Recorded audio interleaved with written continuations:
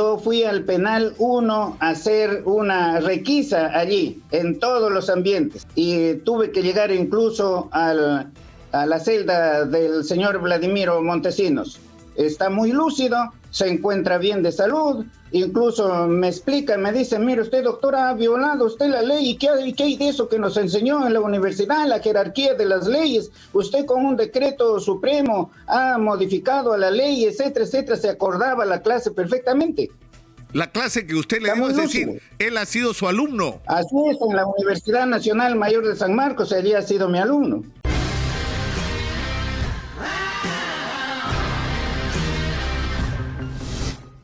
Hola, ¿qué tal? Sean bienvenidos a este episodio especial de Rock Suicida. Hoy estamos con Luis Enrique Scala, que es abogado, el cual pues nos va a hablar un poco a detalle lo que vendría a ser el otro rostro de Aníbal Torres, un rostro que no conocíamos debido a que él fue alumno de en los tiempos universitarios, por lo cual pues nos va a poder dar esa primicia, ¿no? De qué tan bueno era Aníbal Torres como profesor, por ejemplo, qué cursos llegaba, si tenía alguna riña o qué nivel académico podía tener. ¿Cómo estás, Luis? Un gusto. ¿Qué tal? ¿Cómo estás, mi estimado? Un gusto verte de nuevo y aquí para poder compartir un poco de la experiencia con el profesor Aníbal Torres, que muchos lo conocen desde lo político, ¿no? Como primer Claro, ministro, como ministro de Justicia.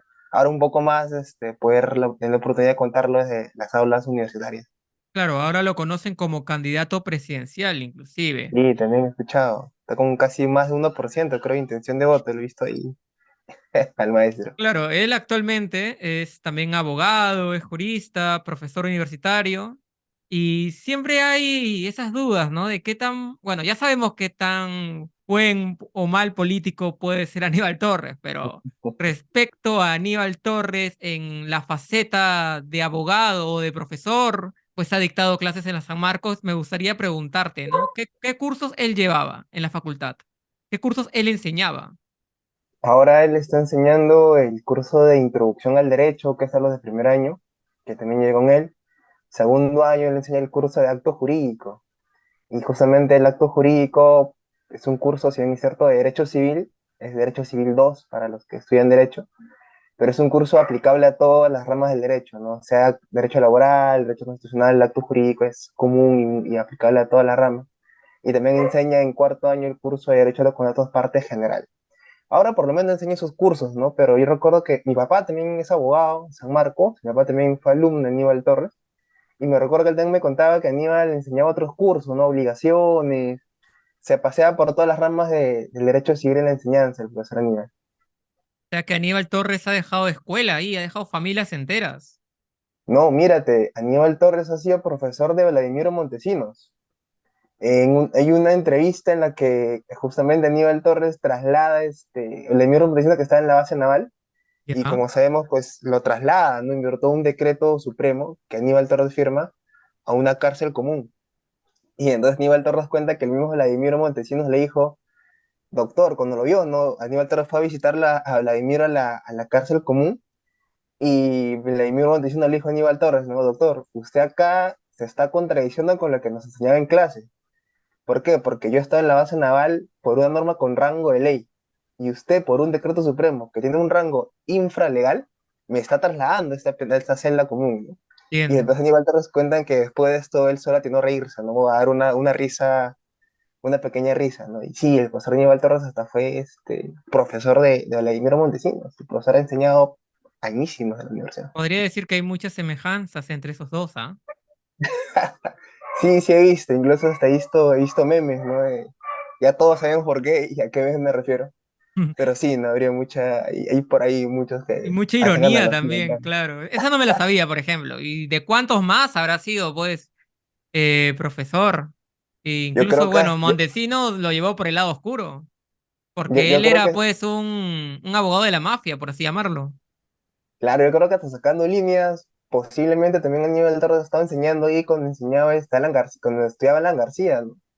Porque más o menos si vemos las edades entre Alan García y Vladimiro Montesinos como que están por ahí, posiblemente también haya sido ahí profesor de García, ¿no? Pero sí, Aníbal enseñé hay muchos años enseñando en San Marcos. ¿Y qué curso llevabas tú con él exactamente? Yo llevé los tres cursos. Primer Ah, año, yo recuerdo, sí, yo recuerdo que primer año Es más, hay una anécdota que yo ingreso a la universidad en octubre, en el examen de septiembre, y las clases empezaban pues en marzo, ¿no? Así que tuve 6 meses libre y pues comencé a trabajar. Y ya cuando iba a comenzar las clases, mi papá me dice, ya ven, te voy a llevar a hacer la mejor inversión que has hecho hasta ahora en toda tu vida. Me lleva al frente del Palacio de Justicia, ¿no? De la Corte Suprema, Parques Navales, hay una tienda de librería jurídica, ¿no? Y me puede entrar en la librería y pregunta, dame el libro de Introducción al Derecho de Aníbal Torres. ¿Lo Saco un tienes por librazo ahí? que, sí, acá está, y es un librazo que costó en este tiempo 110 soles, creo. Como era amigo de mi papá, le dejó a 105. Y me dijo, esta es la mejor inversión que has hecho en toda tu vida, ¿no? Y pues fue mi primer libro de Derecho que lo tengo. Es un libro ya, lo tengo varios años. Claro, tengo varios amigos que sí, pues me dicen lo mismo, que al menos como abogado o catedrático, Torres sí tiene cómo defenderse y que todos sus libros son materia de estudio. Ya, alejándonos un poco del aspecto académico, en el aspecto quizás social, ¿cómo era él como profesor? ¿Era estricto, era juguetón, era cascarrabias? ¿Tú que lo No, llegaste a sí, conocer? era un profesor que, por lo menos en la clase de introducción al derecho, no mucho, porque éramos alumnos que recién estábamos iniciando, primer año, pero en la clase de acto jurídico, que era segundo año, y más aún en la clase de derecho a los contratos, que era cuarto año, era un profesor que solía hacer preguntas de la clase anterior.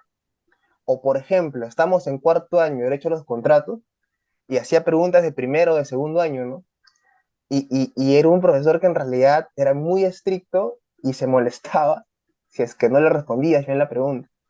Recuerdo que cuando estaba en cuarto año del curso de Derecho a los Contratos, el profesor entra a clase, recuerdo que su clase era de 8:15 a 10:30, ¿no? Recuerdo perfectamente.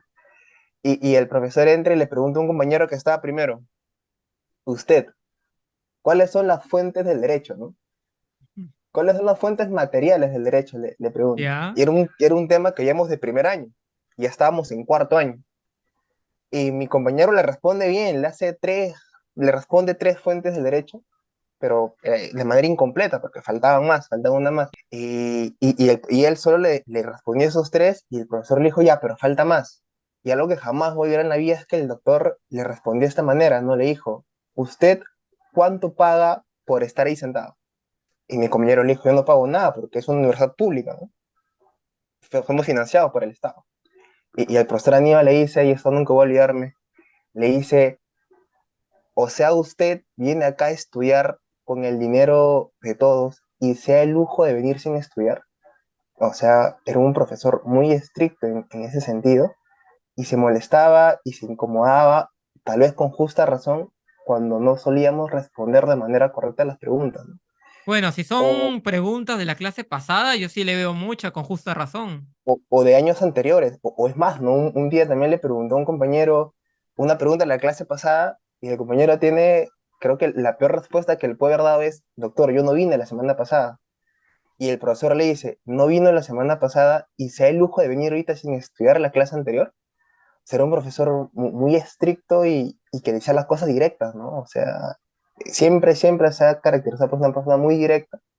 Y algo que él hacía mucho énfasis es de que él era muy estricto, por ejemplo, en las calificaciones de los exámenes de grado, ¿no? Y también es una anécdota que quiero contarte de mi papá. Aníbal Torres, mi papá justo se graduó cuando Aníbal Torres era decano en la facultad.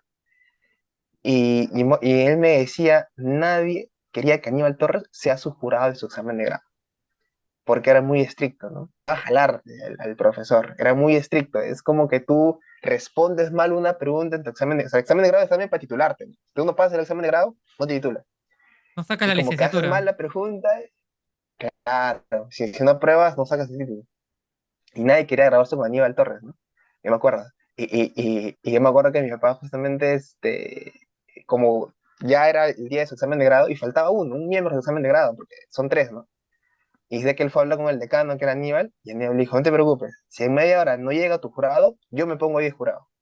Y después dice que rezando para que llegue su jurado y no entre Aníbal Torres, porque era muy estricto, ¿no? Y al Y final me acuerdo que el llegó, profesor, al final sí llegó su jurado y ya no se estuvo salvó. Aníbal Torres como miembro, sí, sí. Pero el profesor nos explicó eso en clase, ¿no? Y él dijo, hay muchos profesores que dicen, pobrecito, démosle su título, ¿no? Pero le están haciendo un gran perjuicio no solo a él como estudiante, sino al país. Imagínense que esa persona salga de abogado, puede hacer perder la libertad de una persona, puede hacer que una Wow. persona que es dueña de una casa pierda su casa, ¿no? Es peligrosísimo que una persona que no esté preparada salga como abogado. Es por eso que yo me pongo de estricto en los exámenes de grado, ¿no? No solo en beneficio de ustedes, sino en beneficio de la sociedad, que ustedes pueden ser un peligro para ella, ¿no? Pero una vez nos dijo, muy duro el profesor en clases, la verdad, probablemente sea el profesor más estricto que he tenido. Es muy duro cuando uno no solía responder en clase, pero en el fondo, una vez nos dijo en clase de que lo hace por nuestro bienestar, ¿no? Dijo, yo los quiero a ustedes como unos hijos. Si soy duro con ustedes es porque quiero que mejoren y que poco a poco se vayan superando a sí mismos. Esta es la Y clásica de todos los profesores que son rectitos, ¿no? Yo también he escuchado sí, eso en la universidad. sí, al final también dio oportunidades. Yo me acuerdo cuando hacíamos monografías, nos decía, y yo llamo, si el grupo no está, está jalado en monografía, tiene cero. Y tengo una compañera que cuando la llamó, su grupo no estaba, y el profesor le dijo, tienen cero. Y pues todos creíamos que tenía cero por la rectitud y estrictez que venían mostrando. Pero al final del curso vi que les había dado una oportunidad y que estaban exponiendo, ¿no? O sea, si bien es era estricto, también es un profesor que da oportunidades, un profesor que O sea, entendía tiene mucho su las cosas. corazoncito, por más que lo oculte. Yo creo que en el fondo también es la interpretación que doy, ¿no? Si bien es cierto, puede ser muy duro por fuera, muy estricto, yo creo que en el fondo ahí tiene como dice, su corazoncito, ¿no? Pero no es, claro, dentro de clases es como lo mencionas, pero fuera de clases no es como el clásico profesor que asumo que tú también lo has tenido con el que te podrías tomar una chela. No, Porque hay algunos no. profesores o profesoras que sí se prestan, o sea, y es lo más normal, no tiene nada de malo Sí, sí, tampoco. sí, el profesor no, el profesor también era estricto dentro y fuera, ¿no? Ah, Dentro te y fuera de clase. saludaba nomás, hacia lo Sí, lejos. claro. Sí, claro, te saludaba, doctor, y siempre de manera muy como que siempre la relación con el profesor Aníbal era de lo más cordial, ¿no? De lo más cordial. Tenía sus asistentes de cátedra, ¿no? Pero sí, siempre muy estricto, siempre muy serio el maestro, muy serio, muy estricto. En enseñanzas, ¿tú cómo lo calificarías? Del 1 al 10. Del 1 al 10, Y no vale yo le, mentir. pon- yo le pondré un 9.5. Wow, Yo o le sea, pon- ya está rozando la algo, excelencia. algo que yo puedo, yo creo que hasta en derecho a los contratos le pondría un 10, ¿sabes? Yo creo que de su fuerte del profesor de derecho a su especialidad él es derecho civil, ¿no? Pero derecho civil es amplísimo. Dentro del derecho civil es derecho a los contratos. Y es más, algo que me dijo mi papá fue que por lo menos él es, creo que el último jurista, o el último abogado que ha hecho un tratado sobre todo el Código Civil, ¿no? Porque ahora, por ejemplo, tú ves libro de Derecho a las Personas, de un autor, ves otro libro de Derecho a la Responsabilidad Civil, ves el libro de Derechos Reales, ¿no? Pero de diferentes autores. Pero él tiene un comentario a todo el Código Civil, ¿no? O sea, y es algo que antes se hacía. De hecho, por ejemplo, José León Barandarián, entre otros grandes. Pero el último que ha hecho eso, porque sabes que el derecho evoluciona, va creciendo, el derecho civil de ahora no es el mismo el derecho civil Va de hace cambiando 50 según años. las generaciones. Va cambiando y va aumentando también la doctrina, la complejidad, cada vez se hace un poco más extenso el derecho, ¿no? Y la última persona que ha escrito un tratado sobre todo el derecho civil de manera completa ha sido también Aníbal Torres, ¿no? Tiene ahí un comentario del Código Civil que también es muy recomendado. Daba muchas conferencias, tengo entendido. A veces gratuitas o, sí, o de pago también. Ambas, ¿no? Ambas. Yo recuerdo que cuando el 2014 estuve de representante en el tercio estudiantil como consejero de facultad, en la Facultad de Derecho. Hicimos cursos de verano, ¿no? Gratuitos. Y el profesor, pues, le invitamos, y el profesor, pues, sí dio como 6, 7 sesiones. Y de manera gratuita, obviamente, ¿no? Ajá. Sí, siempre en San Marcos, siempre los estudiantes en época de verano nos organizamos y tratamos de sacar talleres, cursos de manera gratuita, ¿no? Y tenemos el apoyo de muchos docentes Claro, y y entrega cuéntame un folleto respecto a sobre. esas clases o talleres. ¿Él por lo general era muy normativo o teórico? Siempre decía que las clases no deberían ser, o los estudiantes no deberíamos aprender de memoria y a repetir narrativas teóricas de juristas. Él decía, nada te sirve definir qué es el contrato de comodato, cuáles son los requisitos de una hipoteca, si es que en realidad no la sabes aplicar a la práctica del caso concreto. Y pues no, él no era teórico, era bien práctico en sus clases, ¿no? Daba muchos ejemplos. Si tú lees su libro es teórico, ¿no? Hablas, por ejemplo, de la manifestación de voluntad y te establece ahí 4 doctrinas diferentes, por cada institución te establece la doctrina Claro, y francesa y tiene un montón Stetson, la de libros italiana. también, ¿no? Teoría general de contrato, derechos reales. También tiene dos tomos de obligaciones, su comentario del Código Civil, su tesis doctoral también, que fue contrato suministro, ¿no? Que también es una tesis doctoral que se graduó con los más altos honores, ¿no?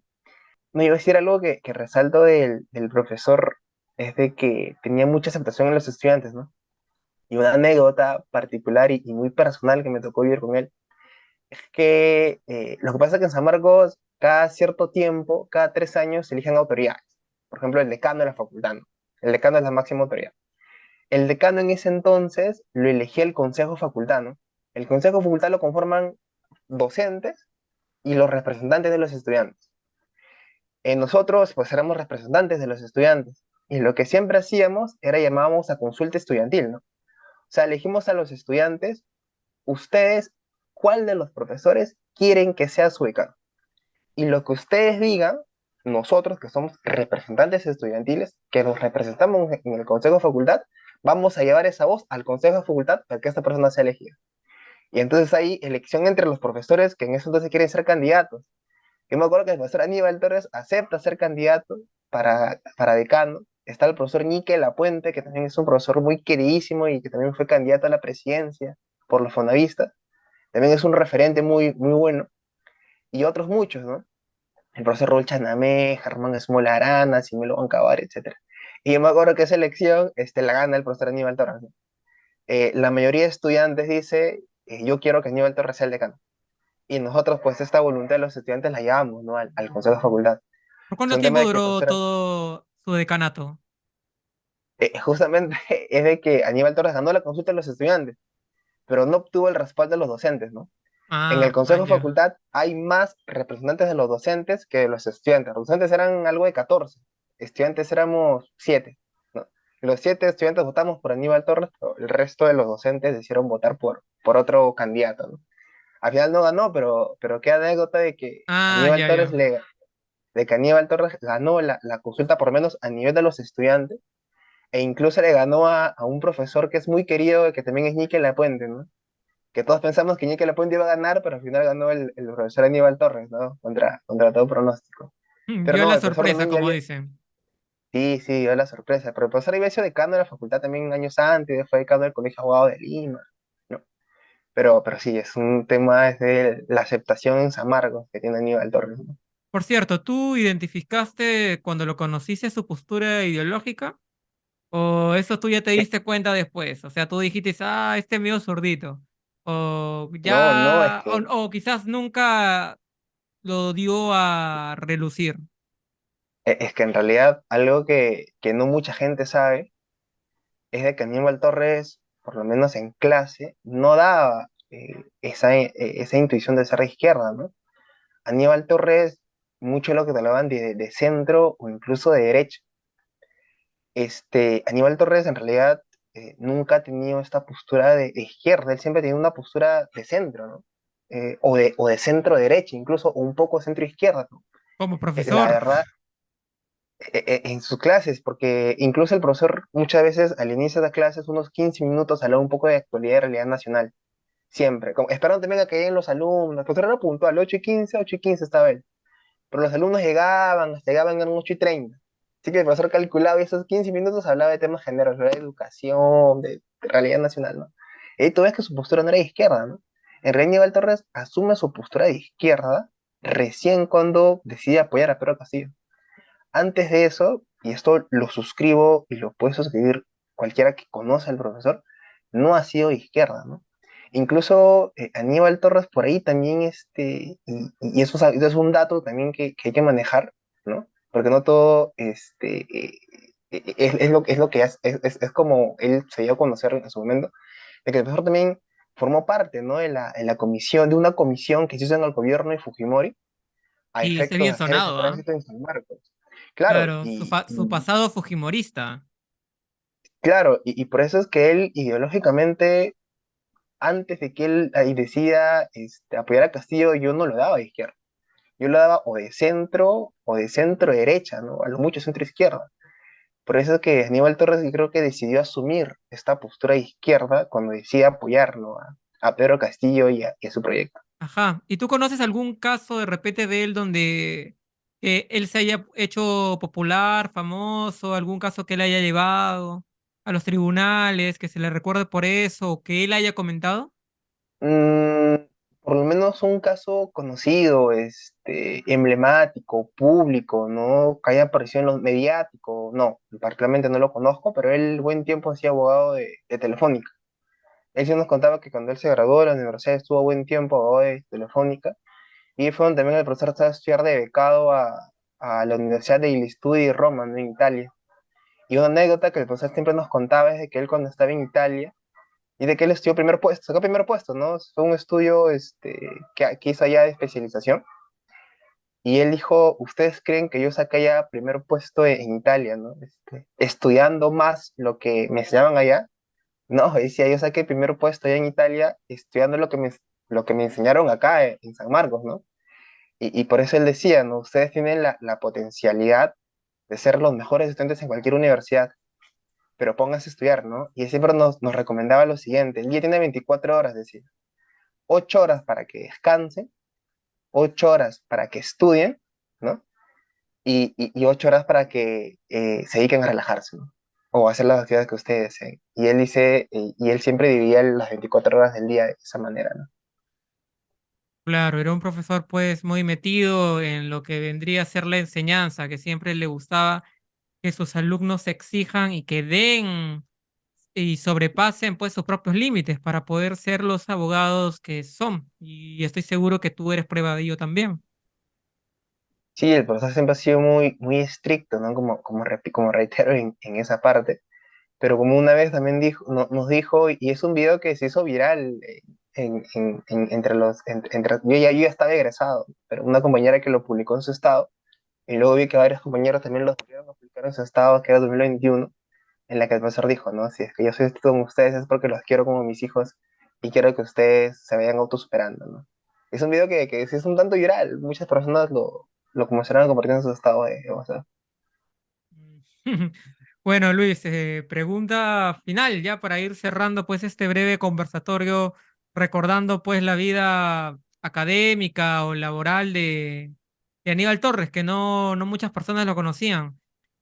¿Cuál era su posición en las tomas? Porque, a ver, si tu papá ha estado con él como profesor, ha sido tu profesor y las San Marcos las toman cada año, además, el próximo año también la van a tomar. ¿Cuál era su postura? ¿Él qué decía? ¿Está bien? ¿Está mal? Esa ya para ir La, cerrando. la verdad nunca se pronunció respecto a una tama.